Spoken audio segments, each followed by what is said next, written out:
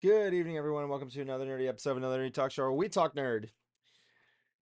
Oh my god, it's good to be back here talking about shit and everything there. So I'm here with my usual gang of misfits, the concert cluster, Jabunski, Hey.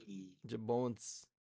So if you didn't join us last time, just a moment ago in Shooting the Scythe, yes, apparently Cruiser does know about the band Job for a Cowboy. Yep. They were one of the first bands I ever got to interview. Yeah, what'd you It, it learn was about him? it was pretty sweet too because it was at Mayhem Fest. It was at a touring festival, and I got a uh, press pass. Which is it still up there? No, it must be over there somewhere. But it was pretty cool getting to actually kind of go backstage and like see like all the bands walking around. Like, oh my god, I know, I'm the same way with Bruce when we were walking backstage with the other guests. they're here! It's crazy. Anyway, what'd you learn from them? What was the number one question? Did you come up with your band name? All right, and what was the answer?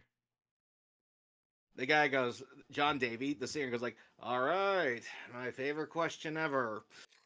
We basically just kind of threw a bunch of names together and it just seemed to stick. I hear you there. It's like me. I was telling them like my dream band name is called Bigfoot is Yellow. But the interesting thing though is that I told him, yeah, before I started the interview, I told him that this is my very first, so yeah, please, yeah, go easy on me. And we finish, and he goes, "You sure this was your first? You sound like you've been doing this for a while." It's like I have it. So I'm an Aspie. I like to ask a lot of questions. no, it's called an ASCII. An I ask you a lot of ASCII. questions. God damn. There's one for you, Bright. An ASCII. You like the It's funny because that's not what it's called anymore. But like the thing is that but yeah, it was interesting. So tonight I had a little bit of a topic for you guys here. So if you look at the ants chat here this week, something was released for Power Rangers. Again, I know how much Jablonski loves the Power Rangers. So they're doing a crossover, and Venom has a new transform. This was posted by Screen Rant. Venom's new design transforms him into an evil Power Ranger, and he looks Okay, fucking awesome. so so a little Yeah, he does. clarification. This isn't Power Rangers outright. This I believe is in connection to the Japanese Spider-Man Yeah. comics that are running. Well, that was the thing. Wasn't Power Rangers Yeah, like originally Spider-Man? no Power. Okay, so I got I got to do the nerd thing. So It's not a nerd talk show, Power dude. Do Rangers it. was originally Power Rangers was originally Super Sentai. Super Sentai came out in I believe the 70s, and the Japanese Spider-Man came out after Super Sentai because if I remember correctly, Stan Lee enjoyed watching Super Sentai and wanted to do something with Spider-Man for it. So that's how we got Japanese Spider-Man. Japanese Spider-Man's awesome, dude.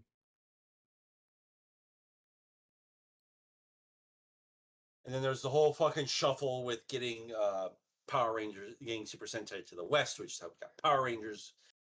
Fucking went through like three or four different people before hitting Saban's desk. Before Saban said, "I'll take it." Let me ask you this though, Jablonski. You're the Power Ranger expert here. Now, when Super Sentai came to the states, uh, yeah, it was a completely different. In some extent, it was a completely different product, especially when they were outside the Rangers costumes and the teenagers were, going about their high school lives. But what was it like back in Japan? Like, what were they doing outside of being Power Rangers? It Or really depended. It depended on the Sentai itself. For let's say, just the one right off top of my back, on top of my head, Go Kiger. That one was about like actual fucking pirates. mm-hmm. Um, Ninja Storm was about ninja. The Ninja Storm version was ninjas. Obviously. So it was with never about so in Japan it was never about teenagers and their high school lives. it really did depend on on the season. Some of them were, but others weren't. Mm-hmm. Oh yeah. Uh, they did try to keep the tonal consistency ish the same, but again, bringing the stuff to the West was a lot different. However, things are starting to change now because the newest Kamen Rider is going to be airing internationally, including the US. I still remember it was the Masked Rider. Oh yeah. It's I like, know. That was a fucking clusterfuck. my God, I gotta remind myself in post to put that just as you're whenever you come up on screen, Jablonski, just have the Z theme playing in the background. I like that song. But but yeah, that's like Sentai is it's still considered a like targeted towards kids because again, toys. Mm-hmm. But they do a little bit the storytelling is more general audiences Mm-hmm. than it is wacky high school shenanigans. Did they have attitude? A lot of them are assholes. It's kind of Speaking interesting of Power because Ranger, like here's it's kind of interesting because like isn't the So Yellow Ranger in that version like a dude? Yeah, he is. I'm looking at the opening right now. He's a yeah, dude. but but funny speaking of thing, Power Rangers, let me tell this one story quickly, Jablonski. Speaking of Power Rangers and Super Sentai, I saw this video with Austin St. John, where he actually got to meet the original Super Sentai Red Ranger, the first one. yeah, Uh, they met at a of that con. season.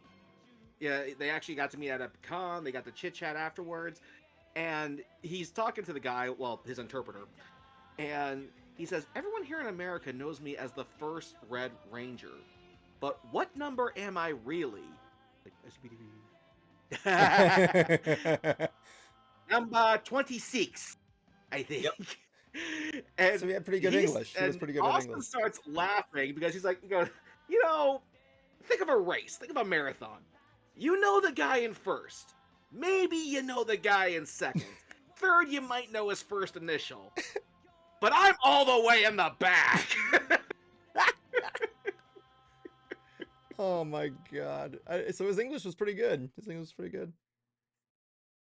Number 26. If I ever meet him again, I'm gonna Yeah, have him write that down. Number 26. that's what a lot of people don't get is that 37. our first Power Rangers is their like 25th anniversary. I know, it's 20, like their 20 16th season, I think. It's like you'll fuckers are way What behind. did the first Very Power much so. before we go to the crossovers thing, what how did they Oh, go to the what did the you're gonna first get a kick out of it. Super Sentai look like? Let me see. The first ones, they don't look that bad. It's They have like goofy as shit. it's what? It's goofy as shit. They look But I'm looking at pictures of them. They look like bugs. I'm getting like Beetleborg vibes from it. So this is a Super funny Sentai. enough, Beetleborgs and Kamen Rider are somewhat canon in Super Sentai. Yeah. I believe it. Different Hands dimension. down. It's just different dimension The bullshit. multiverse. Ish. I'm sorry, the morphing verse, the multi-morphing grid. What would the multiverse morphing grid like name be? The multi-grid? I don't know. The grid? Oh, The But, and another fun fact with Austin St. John, he revealed he has never stepped foot on any of the Zord stats. Really? I believe it. Never. Oh yeah, I can imagine that. Not even in the movie? He wasn't in the movie, remember? Oh yeah, I'm No, thinking it he wasn't. wasn't he was This was in after. I'm thinking of freaking Jason. What's his face? And what's funny is that the last Power Rangers season Yeah, is completely original to America. no kidding. Really? Yes. Cosmic Fury is using footage from a highly anticipated like people wanted this Sentai to actually be adapted proper. but there were a few obstacles. One of the biggest ones, dealing with, I think, about 12 Rangers. Yeah. Jesus Christ. Was a Train Force Because ever they're based on Constellation. refresh my memory? Was Train Force ever adapted? No, not the trains, and for one good reason. Fuck. Yeah. The fucking Zord.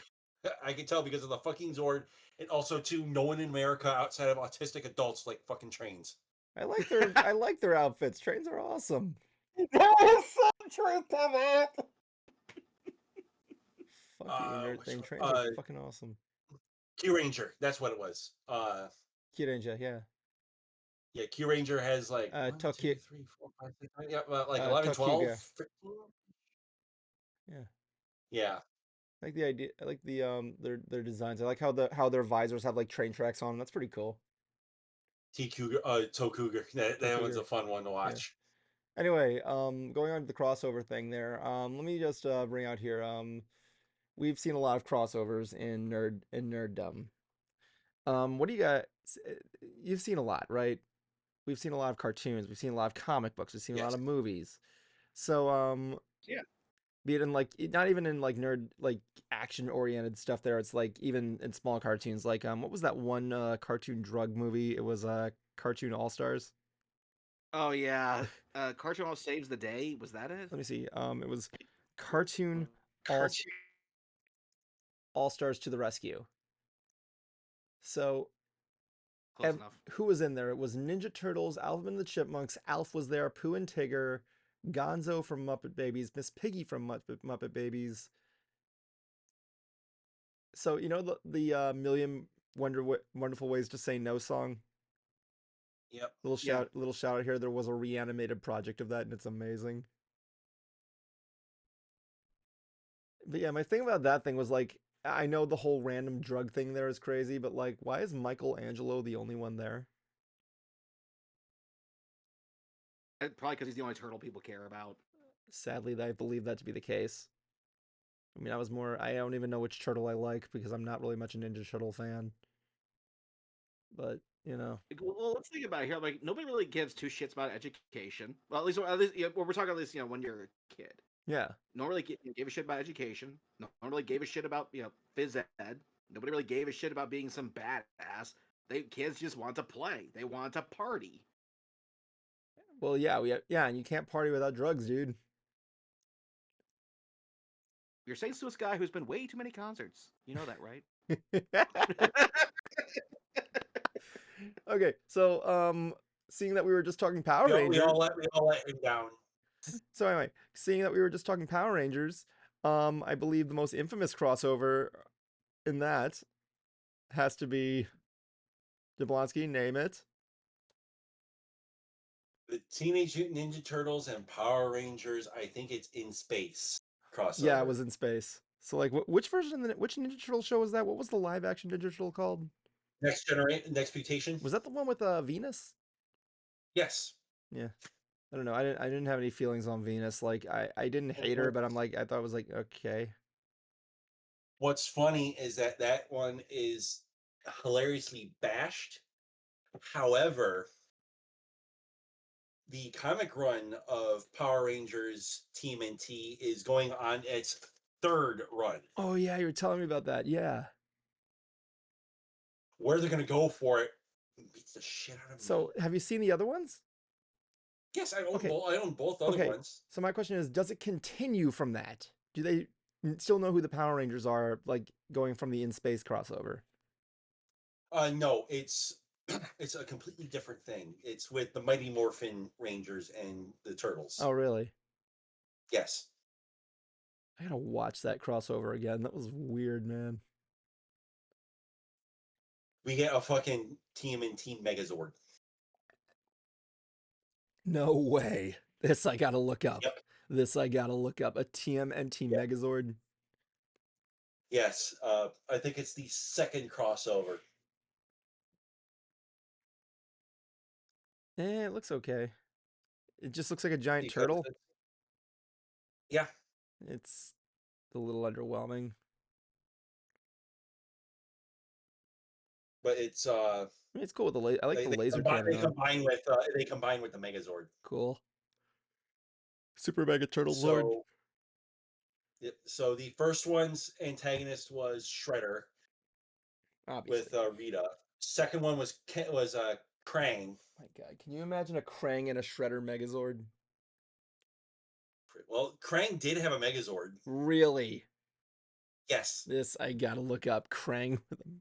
Oh, one of the suggestions. Let me see. Holy dick, that looks fucking rad. Okay, now I have to look it up. It looks so cool. It looks so cool. It's just Krang pilot. It looks so fucking badass, dude. This looks like something from like a techno metal album. This thing? Yeah. Yep.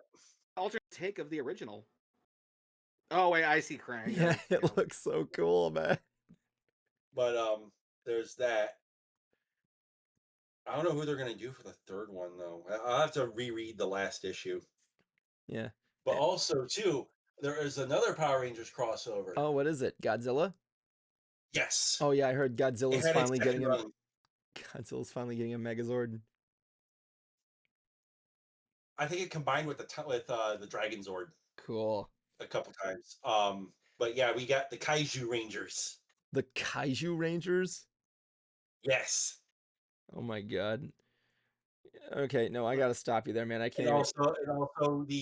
also the other Kaiju Oh my god. made to be like Oh, the Red Ranger has Mibevan. like friggin' wings on him. That's friggin' cool.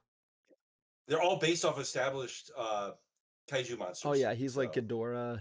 One guy's like is like Aragon or whatever his name is. What, they take the Ultraman route? Yeah, kind of. essentially, Yeah. there is Jet Jaguar in this. So I will say when it comes like I can't like watch Well, that kind well, of thing because Jet Jaguar's a like Jaeger. here's the thing, like whenever anybody like sees a woman that big, everyone's got one thought in their mind. Hey, will I fit? no, the proper one is Death by Snoo Snoo. Death by Snoo Snoo. I somehow got a glimpse into Cruiser's fetishes right there. Anyway, I'm like one of the things that I want to say is that I want like you to stay away from that, dude. nope, I'm not getting. Nope, you said it live, people. You said it live. I'm considering that How canon. did they die? Crushed pelvis. Like one of the things is that like cool. I mean, Jet Jaguar. Then again, Jet Jaguar is a Jaeger, so not so much a Zord. Yeah, He's a but Jaeger. and also too, and this one's currently running on Okay. its second run. All right, dude. One more for the It's Power not Rangers. Power Rangers. Okay. It's not Power Rangers. Well, Godzilla Kong versus the Justice League. Justice League versus Godzilla versus Kong. And I kind of wish I pulled out the my first one, my first issue from the first run. Yeah. And when you open it, it makes the Godzilla noise. Really? No kidding. Yes. You know what? Fuck it. Hold on, let me put you in full screen for this one, man. I gotta see this. I have gotta see this. Do it. Bring it out, man. Hold it to your microphone. Well, I fit it. That's something my sister came up with, so you can blame her for that. Sister's weird. On a related note, I don't believe you. So there you go. Now, I got one that's cool for Spider-Man. But I want to find one that Cruiser can go towards. As soon as he finds up there, Jablonski's looking around for something. It opens the book, and that's all you hear is like. Cruiser, what's your favorite crossover? Sorry? We're about to talk about it. All right, we'll go there. We'll go back there. I mean, like, you can kind of go there. Okay, Jablonski, show me what you got. Oh, but I also forgot. I also have the Team NT Naruto comics. Okay, we're gonna have to. Well, Cruiser's got to talk about his favorite crossovers next. But like, show me what you got. Do it. Open it. Do it. I hear some Goji roar. You're probably not gonna be able to hear it here, people. Shut up.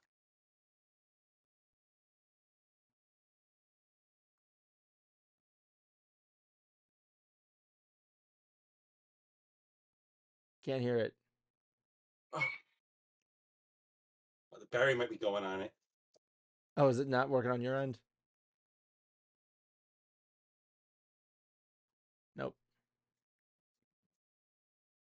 Now you know my pain. Anyway, um, Cruiser, what would you say your favorite crossover is? It's the new album from Baby Metal Yeah, because this thing with the pretty cover. yeah, because there's a lot of collabs that are on there. I guess collabs could be considered Uh, like crossovers in a way. I'd say it's close enough. I mean, it's a combining of like two different styles to make one. Yeah, but I saw them in concert not too long ago, Right? and some of the collabs that are on here, we have Poppy. She's great, fantastic. Electric Callboy. I am going to have to check them out after hearing that song with them. Slaughter to Prevail, Bloodywood, Polyphia, Spirit Box, and even Tom Morello from Rage Against the Is Machines. this all J-pop? I mean J metal. J Metal Pop. Yep. Yeah, cool. Except for like one song on here called Kawaii, Kawaii, Japanese for cute. Oh yeah, it's cute. That song sounds like they took the Undertale score and put it and turned it into hip hop.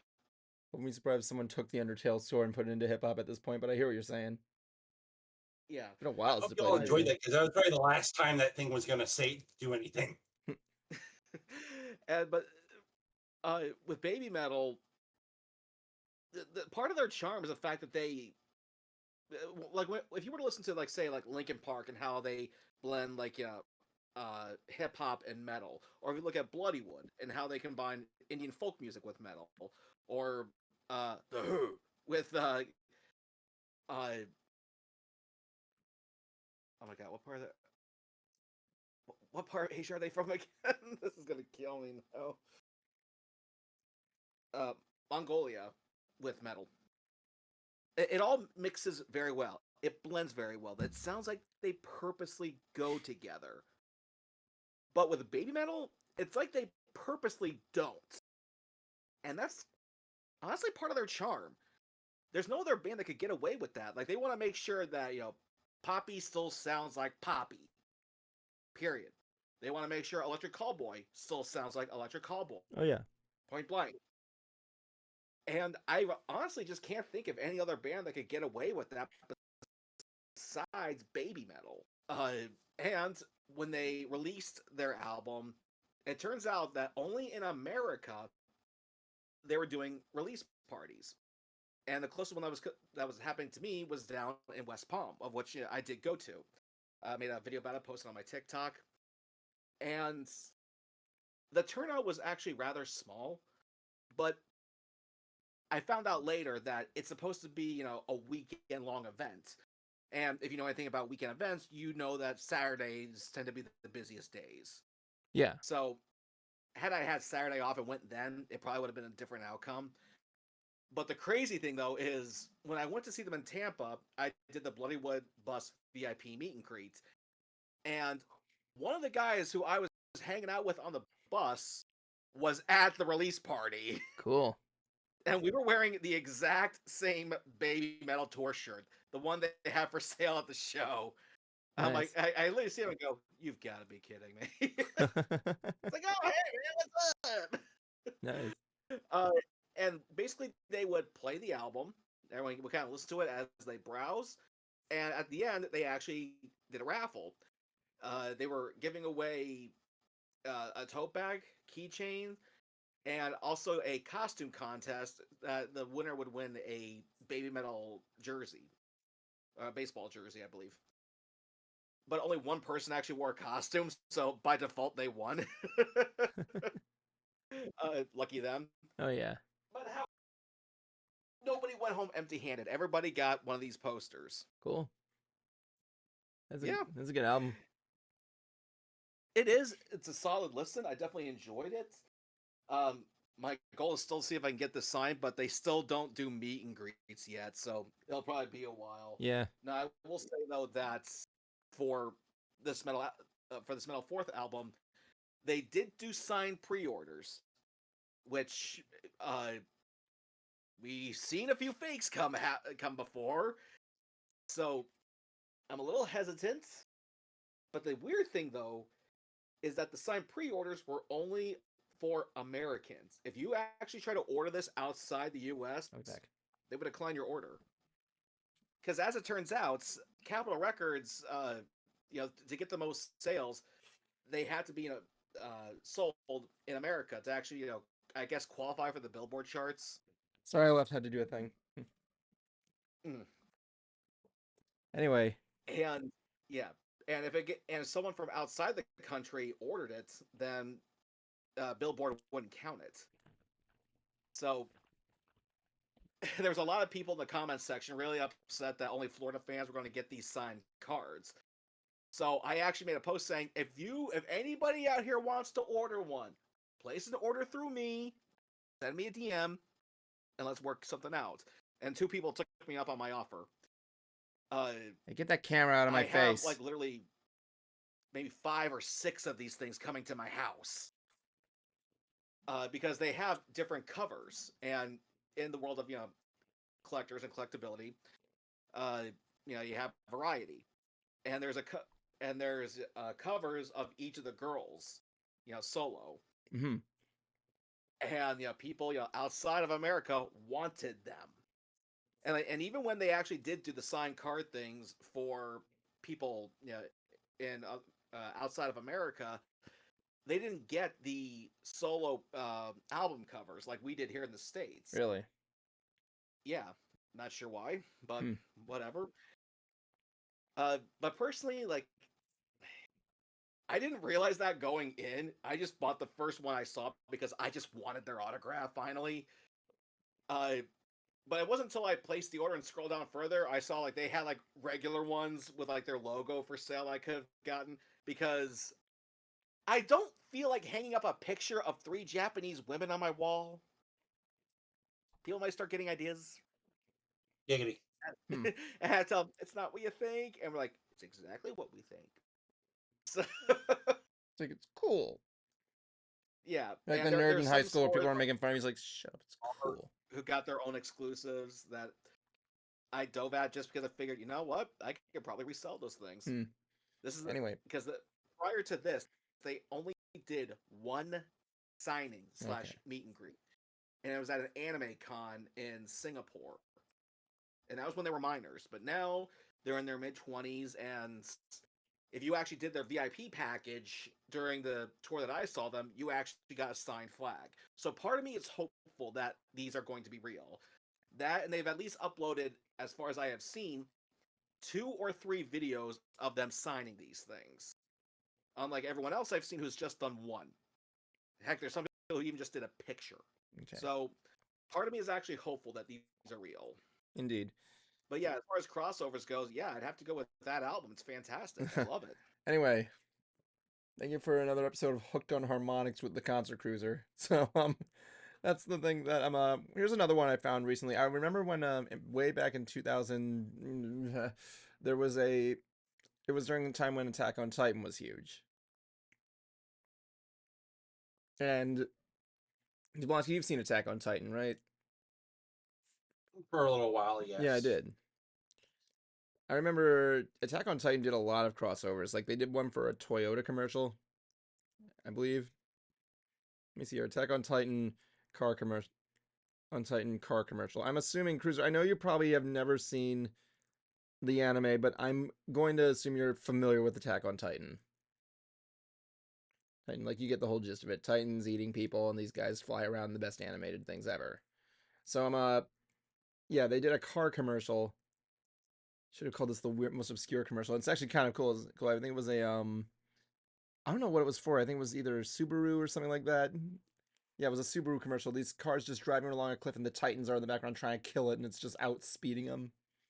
But no, my favorite crossover with Attack on Titan is the one they did with Marvel. Marvel. Oh yeah. Just like Titans start spawning out of the water and attacking Manhattan, and like the Avengers, the Guardians of the Galaxy, and Spider-Man are fucking fighting these things off. And the designs they made, like the Marvel comic like art style of the Titans, looks crazy awesome. As you know, they all look freaky and everything. They're kind of like in the anime. I'm assuming you've seen the designs. I think if I'm right, the designer, he designed you've seen how weird they look. Yeah. I think the idea for their look was he got the idea from um the faces that drunk people made when he went to the bars. That's why he looks so weird. But like in that case, I want to know who the hell inspired the Colossal Titan. That's all muscle.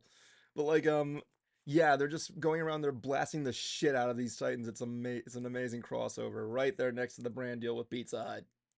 But like that's what I like. I like anime crossing over with other stuff. I mean, Jablonski, give me another good one. Give me another good crossover. Uh, Team and Teen Naruto. Yes, that is a thing. I know it's a thing. How does that work? I don't know. Is it Shippuden Naruto or old school? No, it's original Naruto with Manhattan instead of being part of New York City. Manhattan is it's its own hidden village. Oh my god. It's called Big Apple Village. I was gonna say, is it like village hidden in the scum? What the fuck? What was that? Flintstones, it's the Jetsons. Ah, there's a good one. Slip Flintstones versus Yep. the Jetsons. Versus, they just met. Oh no, I'm thinking of another one there. It's kind of weird because I always thought the Jetsons were like were like the ancestors. The Flintstones were like the ancestors of the Jetsons. I remember, technically, actually, believe it or not, the Flintstones had a crossover with Weird Al. I'm not surprised. Because in the Weird Al TV show, they did a Flintstone segment, and it was with Hanna-Barbera. It was with the voice actors at the time. Well, he has a Flintstone song. I'm And assuming he performed it. what's the Flintstone song? Yeah, Weird Al has his own Flintstone song. He did not perform it. No. Oh, you know the song I'm talking about though. Sometimes I feel like I need a Yeah, that one. Yeah. vacation. But no, with this one, it was just some segment in a show, and the thing that uh, he wanted the voice actor of Fred to do is that he wanted Fred to call Al a moron. He said, "I can't do it. I have to call him a blockhead."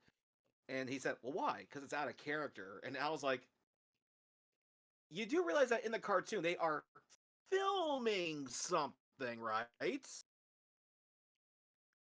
Okay, like a motion picture.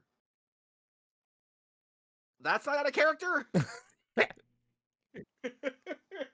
Oh my god, that was great. But yeah, Flintstones versus the Jetsons. I felt like a crossover that was like inevitable You at that. kept calling it versus, dude. I know, I keep saying that because I keep getting confused with Cat in the Hat versus the Grinch.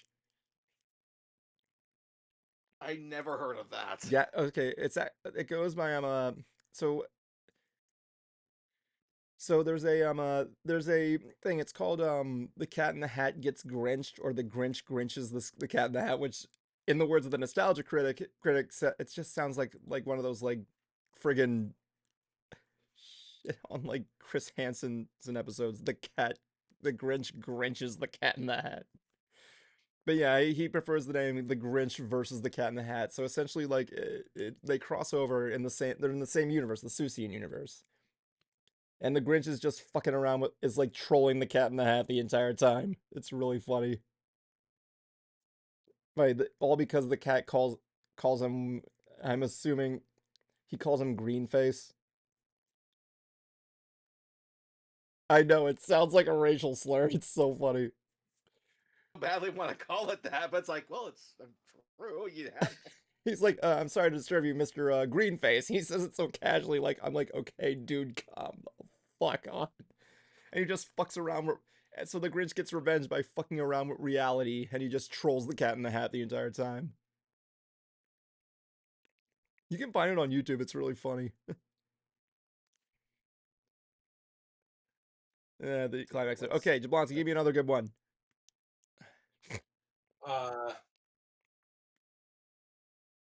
Guilty pleasure. Go. Ruby versus Justice League. Ruby the anime?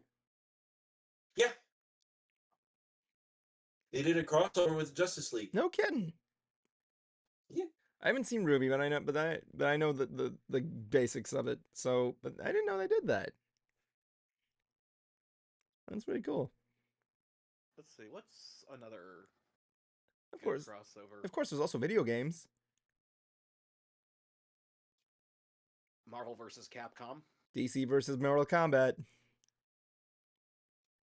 Never happened. It was bad. I don't remember. I never knew if it was good or bad. Everybody gets one. Never happened. No, the truth is game wise, it wasn't bad. Story wise, not bad. But they definitely had to dumb down the fatalities. Uh, and that really kind of brought it down because Mortal Kombat, like, they're known for it.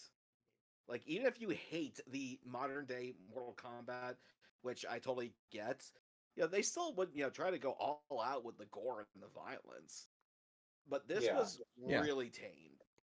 I don't know. But like Superman using his super breath to free someone and then shatter them into a million pieces is kind of a little undertamed, but I know what you're you saying. think they would do that, but they didn't put that in the game. It was in the game, wasn't it? No. I just swore it was one of his fatalities. It probably Sub-Zero does the same thing. True. So yeah, I mean, Then again, putting Superman in against any member of Mortal Kombat is pretty much a death sentence for anybody in Mortal Kombat. But yeah, I mean, it's one of the reasons why I didn't really like Superman that much. He's basically indestructible. I know the object is just his story. That's the gist. But like, Okay, this is funny. So not crossover related. okay, side note. Okay, we're taking a side quest, people. Yeah, we're taking a side quest. So Make it quick. Ed Sheeran and Robert Grouper, Ron Weasley from Harry Potter, Yeah. did a music video together. Cool. Ed, being a cheeky bastard, switched his profile with Rupert. And one of the comments on here, Ronald Weasley, how dare you take in part in a Muggles music video? Your father and I have been beside ourselves with worry. Taking off like that, wearing all manner of hoodies, uncombed hair. Oh, Ed, sweetheart, congratulations on another success, dear. See, like for me, my favorite Rupert Grint moment was when someone like records a video of him just pumping gas in his car, and he sees the camera like, expensive petroleum. Oh my I'm god, like, Rupert. oh, bro. So, He's a brony. Yeah. Yeah. Yeah, he's cool. I like his Pinkie Pie Portal shirt. But let's. But unrelated. I do have to do one unrelated. Everybody gets one. I actually saw the new Naked Gun movie.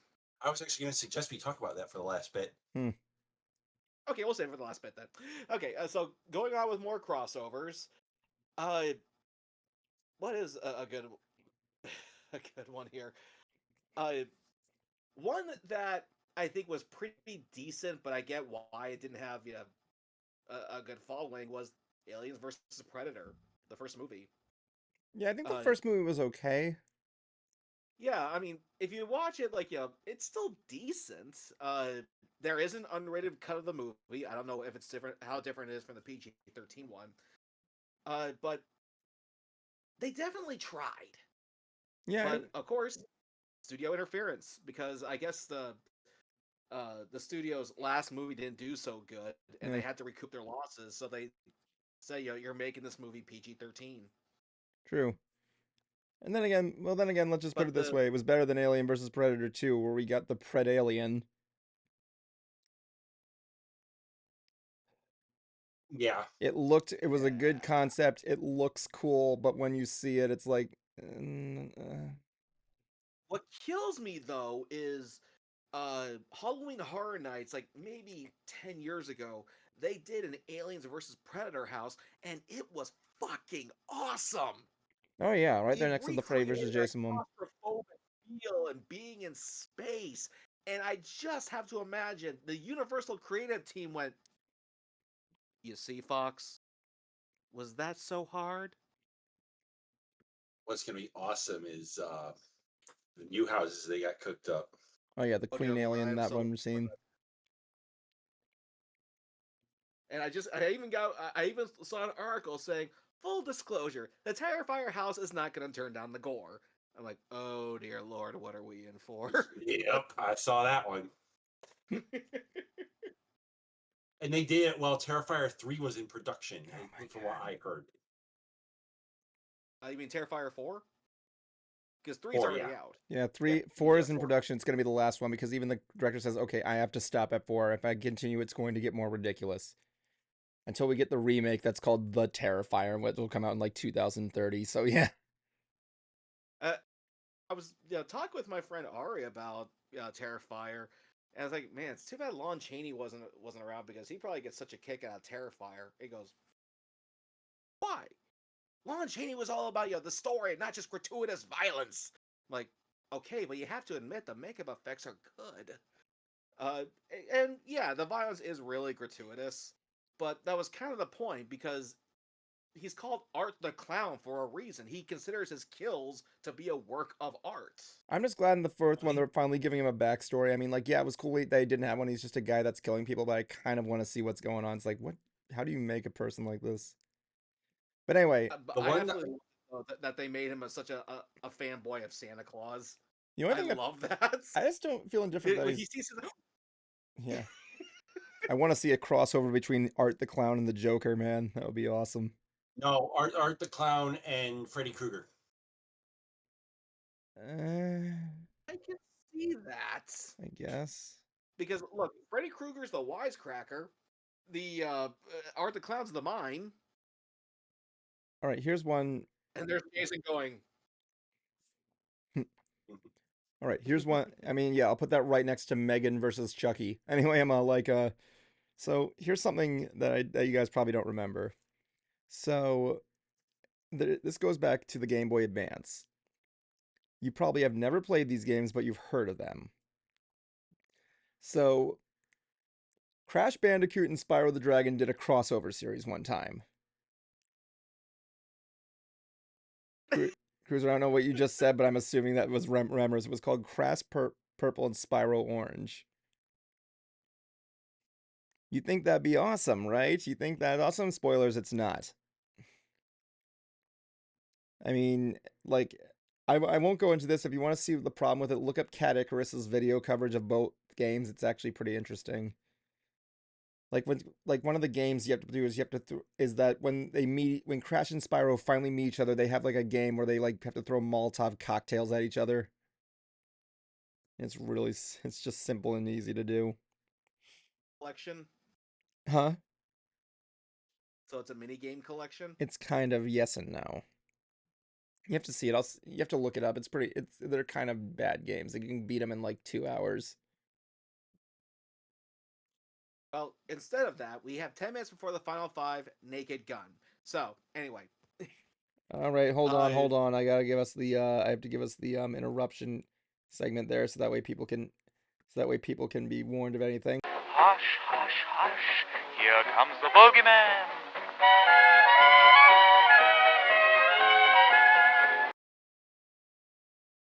Okay, chop chop, 5 minutes. okay.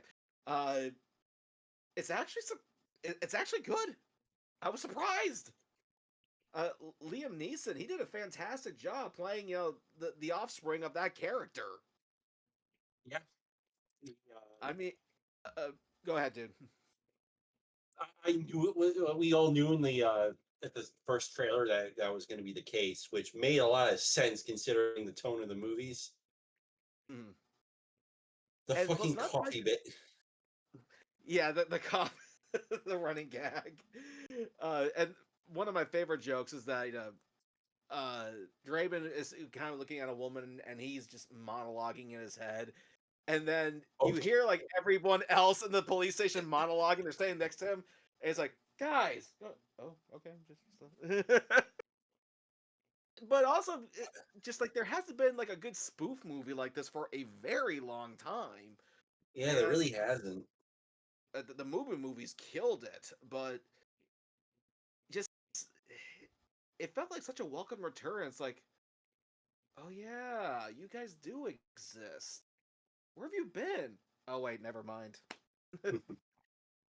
And the cool thing too is that most theaters they would have like popcorn buckets as exclusives. This one didn't. What they did do is that they had a police siren cup top that you put on, and then at the end of the movies you always see like that police siren like running into shit. You're meant to Yeah. like put your phone like right there on top with the camera spinning, and then just start running around the movie theater with it.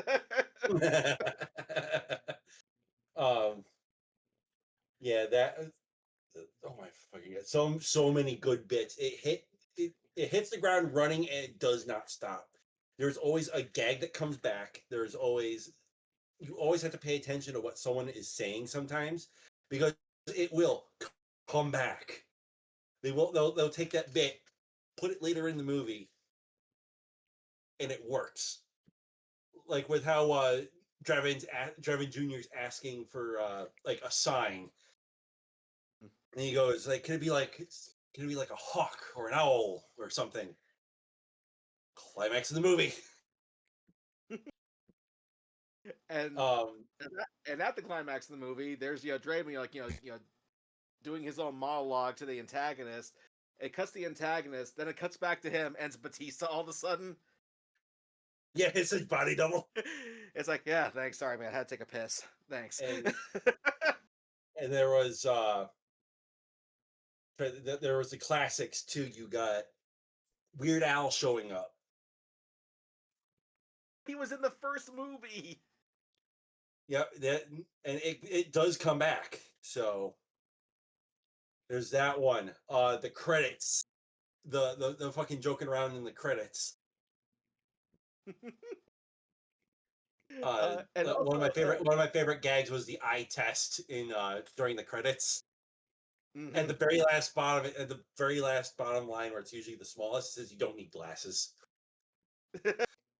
And One of my there's also room dressings, and it listed off like Caesar, Italian, Russian. another good one was when Draven's trying to sneak past these security guards, and if you ever walk on hardwood floors, they creak, and like Yeah. it's like he takes another step, and then he steps on like a rubber duck, like. Oh And yeah. then he steps on like a gun and it goes off. It's like, and they still don't turn around. And he's like, "Huh, I'll be damned. What was that?" Uh, Like it's worth seeing. Trust it me. really is. Also, to the one of the take a chair gag was going in like two separate directions. There's like take a chair. No, I got plenty at home. And at the end of end of the scene, you know what? I will take a chair. Leaves with the chair. And the other one is I think what was it? The crap's like on the tip of my tongue. Anyways, I'll linger on that one for too long.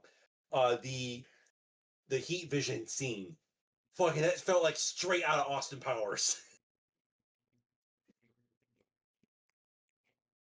Uh, it's it was also cool seeing the actor from Cobra Kai there. I can't remember his Oh name, yeah. but I met him at MegaCon, and it was cool seeing him playing a different character from what I've seen him because in Cobra Kai, he's basically meant to be the I wouldn't say plucky comic relief, but he was basically a buffoon. But here he actually got to play it straight for a change, and at the like in the beginning of the movie, like there's Liam Neeson, looking at a picture of his dad, going, "Dad, what is the answer?" And then the guy from Cobra Kai is like, 1 minute. "Dad, what is the answer?" And then you see a picture of O.J. Simpson and his son going, "Nope." Yeah. Oh, such a return to form. It was It was the fucking snowman. Oh my god. Like now, yeah, I honestly thought that scene went on for a little bit too long, but it's definitely in the Naked Gun style. But what this does also is give me 30 a bit of seconds. hope for the Spaceball sequel that's coming out, because it just kind of showed me that this style can be done again. Yeah. Go ahead, Evan. Highly And recommend time. it. So basically, you thought it was a good movie? Very. Very much so. I hear you. Dude, I was looking at more crossovers online, and I found one that I completely forgot about. The Rugrats Go Wild. Oh yeah. Oh yeah, I never saw that movie actually. It's not that Don't good. save yourself trouble.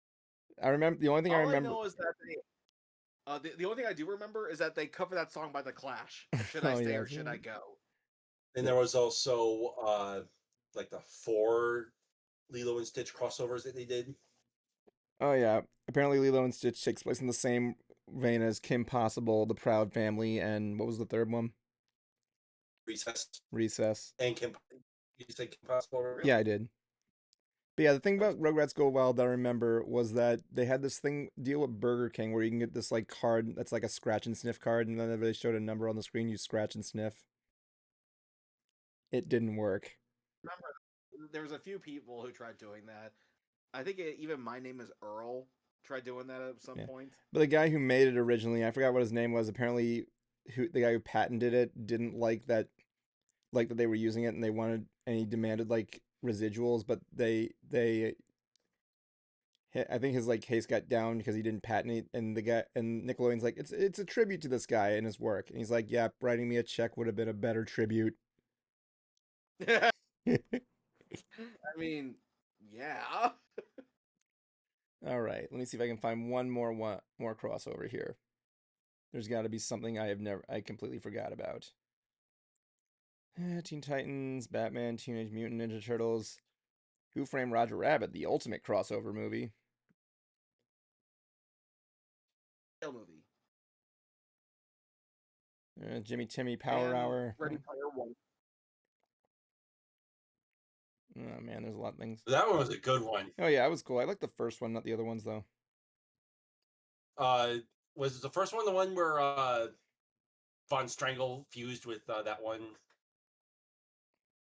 character, or was that one of the later ones? I don't know. I can't remember anything that happened in the other ones. It was that one had that was like the only good scene in one of those in the other ones that I can remember. There was that one where Johnny Bravo meets the Scooby-Doo characters. And Oh, yeah. Adam West. Oh yeah, well, that was the new Scooby-Doo movies, but And Supernatural. and the Harlem Globetrotters. They also, what else did they make? He met King Kong. He met the Final Five.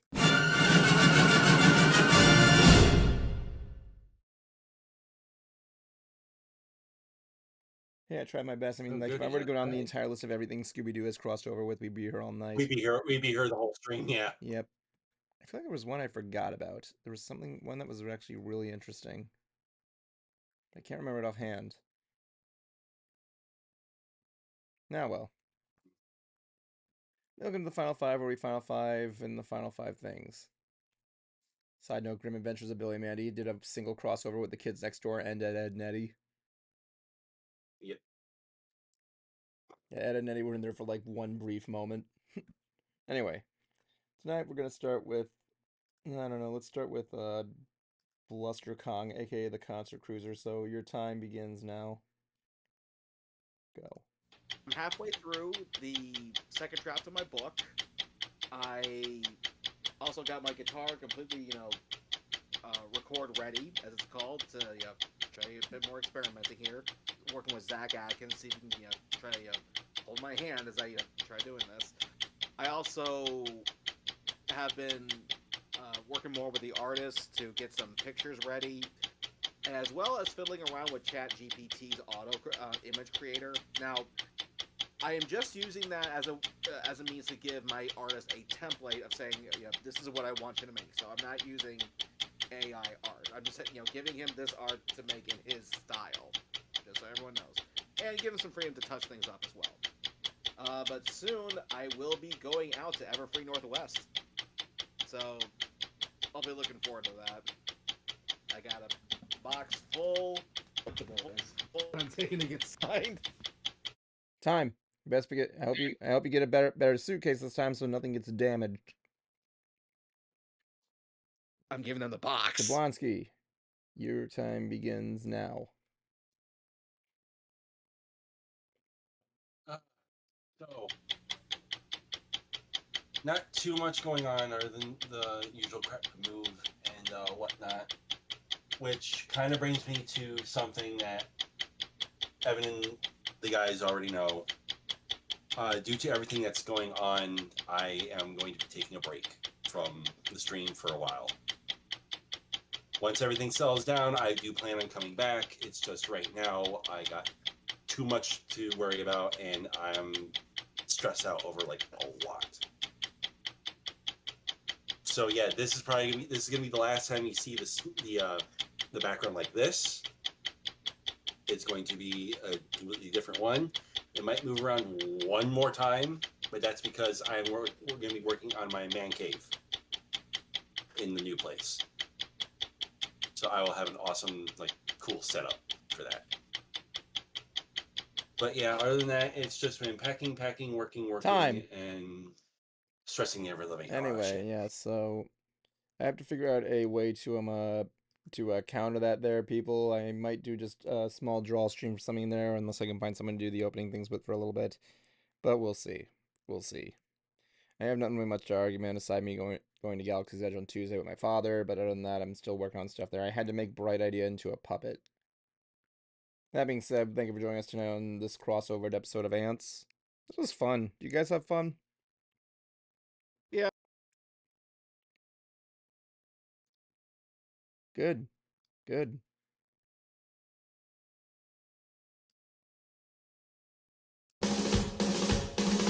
It's the end of the show, so don't blow it. It's the end of the show, so don't blow it. It's the end of the show, so don't blow it. End it right.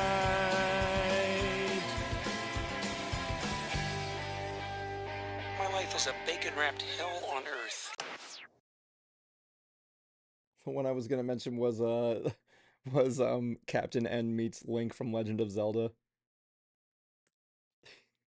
Count. Where Ganon just shows up for like 5 seconds.